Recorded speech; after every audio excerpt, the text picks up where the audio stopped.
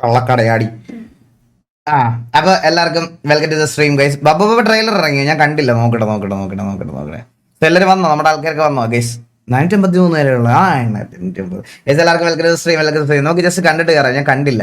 Corporate ഒന്നും തരായിരുന്ന മതിയായിരുന്നേ.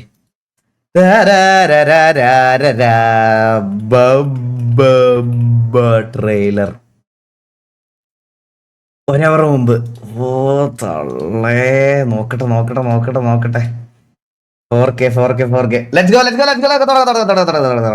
Okay let's go. കണ്ടോ നിങ്ങൾ?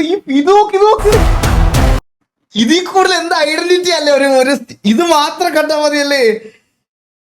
എന്റെ അമ്മോ, CID ബസ്സിലെ കാർ. അതെവിടെ ശ്രദ്ധിച്ചില്ലല്ലോ.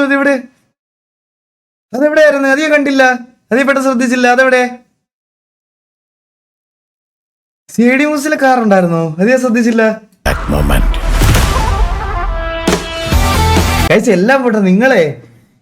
നിങ്ങളെ ഈ റെലവൻസ് കേട്ട, അതായത് കറന്റ് സെനാറിയോയില് റെലവെന്റ് ആയിട്ടൊരു കാര്യം തന്നെയാണ് ഇതിന്റെ ഇൻട്രോ. നിങ്ങളത് കേട്ടോ? ഇത് കേട്ടോ? ഇതൊക്കെയാണ് എവിടെ നോക്കിയാലും എന്റെ മുഖമായിരിക്കും എന്ന്. സത്യമല്ലേ? ഇപ്പൊ റീലും വാർത്തയിലും ഇത് അതാണല്ലേ. ഓക്കെ ഇതാണല്ലേ സാധനം.